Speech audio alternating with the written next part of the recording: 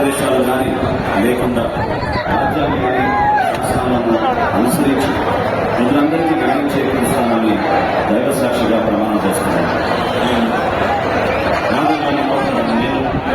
ఆంధ్రప్రదేశ్ రాష్ట్ర మంత్రిగా నా పరిశీలనకు వచ్చిన లేదా